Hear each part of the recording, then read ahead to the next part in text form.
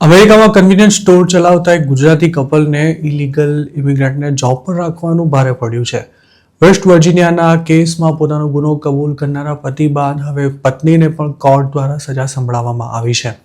રાજેશ પટેલ અને તેમના પત્ની અવની પટેલે નવેમ્બર 2020થી સપ્ટેમ્બર 2024 સુધી આકાશ મકવાણા નામના એક ગુજરાતીને પોતાને ત્યાં જોબ પર રાખ્યો હતો.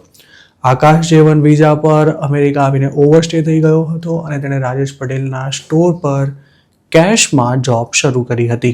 પોતાના ઇલીગલ એમ્પ્લોયને રોકડામાં પગાર આપી રાજેશ પટેલે ટેક્સમાં ચોરી કરી હોવાની પણ કોર્ટ સમક્ષ કબૂલાત કરી હતી. આ ગુનામાં તેમને કોર્ટે 3 વર્ષના ફેડરલ પ્રોબેશન અને $10,000 દંડની સજા ફટકારી હતી, જ્યારે તેમના પત્નીને જાન્યુઆરી 13ના રોજ 6 મહિનાના ફેડરલ પ્રોબેશનની સજા કરાઈ હતી. ઇલીગલ એલિયનને જોબ પર રાખવા બદલ કોઈ ગુજરાતી કપલ સામે કાયદાકીય કાર્યવાહી કરવામાં આવી હોય તેવો કદાચ તાજેતરનો આ પહેલો કેસ છે.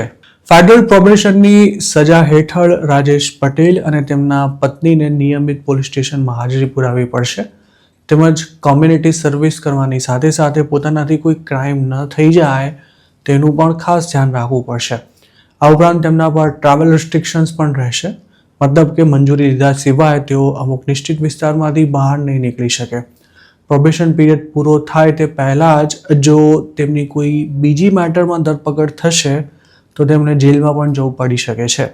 રાજેશ પટેલ અને અવની પટેલનો સ્ટોર વેસ્ટ વર્જિનિયાની ગ્રીનબ્રાયર કાઉન્ટીમાં આવેલા ફેડલીમાં ચાલે છે, જ્યારે તેમનો ઇલીગલ એમ્પ્લોય પ્રકાશ મકવાણા રોન્સબર્ગમાં રહેતો હતો, જેને રાજેશ પટેલ રોજ લેવા મૂકવા માટે જતા હતા.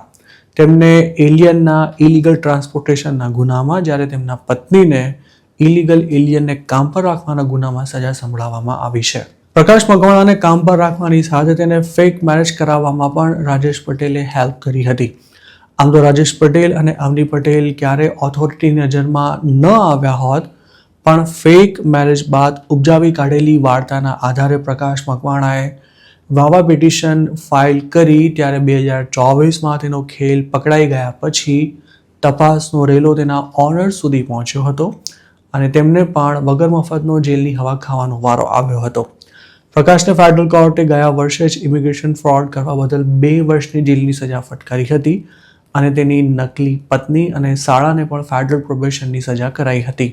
પ્રકાશે નકલી મેરેજનું સેટિંગ પાડ્યું ત્યારે તેના માટે પૈસાની સગવડ પણ તેના ઓનરે જ કરી આપી હતી.